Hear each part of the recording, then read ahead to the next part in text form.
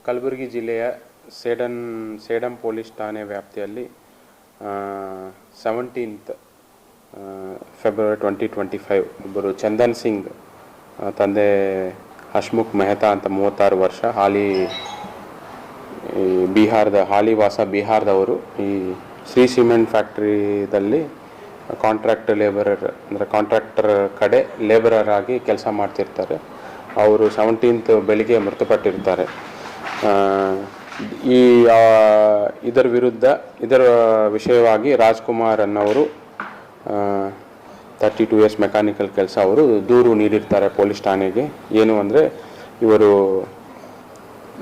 ಇಲ್ಲಿ ಕೆಲಸ ಮಾಡ್ತಾ ಇರ್ತಾರೋ, ಇವರಿಗೆ ಕುಡಿಯುವ ಅಭ್ಯಾಸ ಇದೆ. ಅವರು ಮೃತಪಟ್ಟಿರುವುದಕ್ಕಿಂತ ಒಂದು ವಾರ ಹಿಂದೆಯಿಂದ ಅವರು ಕೆಲಸಕ್ಕೆ ಬರ್ತಾ ಇರಲಿಲ್ಲ. ಮದ್ಯ ಸೇವನೆ ಮಾಡ್ತಿದ್ರು. ಅವರು ಪದೇ ಪದೇ ಮಾಡೋಕ್ಕೆ ಹೋಗಬೇಡಿ ಅಂತ ಹೇಳ್ತಿದ್ರು. ಬಟ್ ಸಡನ್ನಾಗಿ ಅವರು 17th ಬೆಳಿಗ್ಗೆ ಈ ಥರ ಮೃತಪಟ್ಟಿರೋದು ಕಂಡು ಬಂದಿದೆ. ಇದ್ರ ಬಗ್ಗೆ ದೂರು ನೀಡಲಾಗಿದೆ ಅಂತ ದೂರು ಕೊಟ್ಟಿರ್ತಾರೆ. ಈ ದೂರು ಸ್ವೀಕರಿಸಿಕೊಂಡು ಸೇಡಂ ಪೊಲೀಸ್ ಠಾಣೆಯಲ್ಲಿ 4/2025 UDR ಕೇಸು ದಾಖಲಿಸಿಕೊಳ್ಳಲಾಗಿದೆ. ಪ್ರೊಸೀಜರ್ ಎಲ್ಲ ಮಾಡಿ ಅವ್ರದ್ದು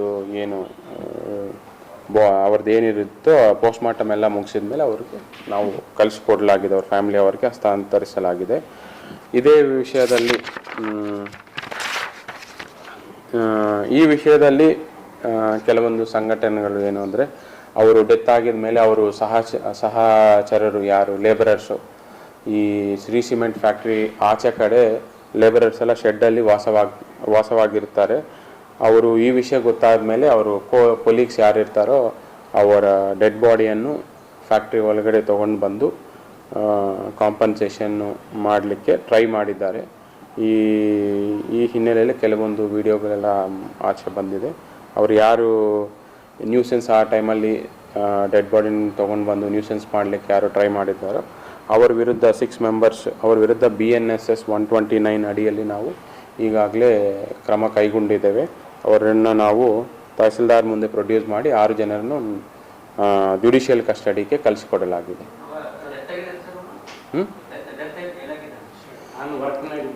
ಇಲ್ಲ, ಆಚೆ ಇದ್ದಾಗ ಅವರು ಫ್ಯಾಕ್ಟ್ರಿ ಔಟ್ಸೈಡ್ ಅವರು 7 ಡೇಸಿಂದ ವರ್ಕಿಗೆ ಬರ್ತಿರ್ಲಿಲ್ಲ ಅಂತ ಮೆನ್ಷನ್ ಮಾಡಿದ್ರು. ಮತ್ತು ಅವ್ರಿಗೆ ಡ್ರಿಂಕ್ಸು ಮಾಡ್ತಿದ್ರು ಅನ್ನೋದು ಅವರು ಮೆನ್ಷನ್ ಮಾಡಿರ್ತಾರೆ. ಸದ್ಯಕ್ಕೆ ಅವರು ಇದು ಕನ್ಸ್ಟ್ರಕ್ಷನ್ ಎಲ್ಲ ನಡೀತಾ ಇದೆ. ಕನ್ಸ್ಟ್ರಕ್ಷನ್ಗೋಸ್ಕರ ಕಾಂಟ್ರಾಕ್ಟರ್ ಅವರು ಲೇಬರನ್ನು ಕರ್ಕೊಂಡು ಬಂದಿದ್ದಾರೆ.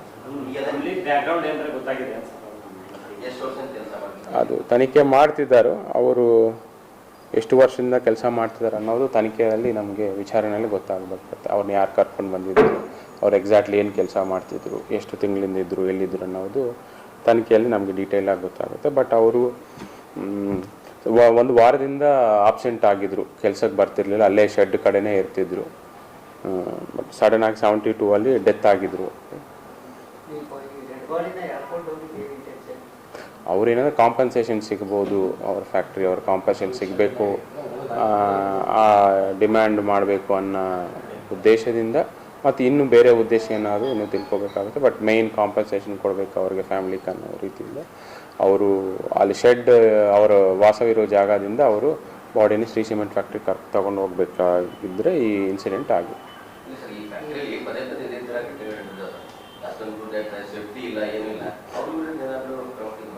ಬಟ್ ಇದು ನ್ಯಾಚುರಲ್ ಡೆತ್ ಇದೆ.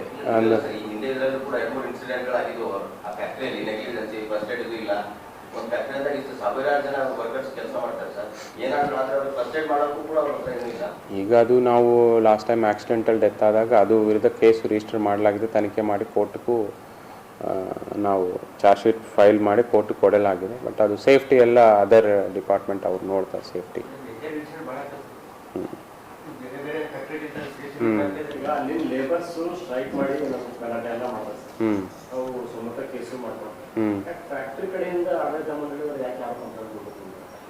ಅವರು ಯಾರು ಕೊಟ್ಟಿಲ್ಲ. ಬಟ್ ಇಷ್ಟೆಲ್ಲ ನಡೆಯೋದಕ್ಕೆ ಸ್ವಲ್ಪ ಗಲಾಟೆ ಎಲ್ಲ ಮಾಡಿದರು ಅನ್ನೋ ವಿಷಯಕ್ಕೆ ನಾವು ಅವ್ರ ಮೇಲೆ BNSS ಅಡಿಯಲ್ಲಿ ಕ್ರಮ ಕೈಗೊಂಡಿದ್ದೀವಿ. ಓಕೆ.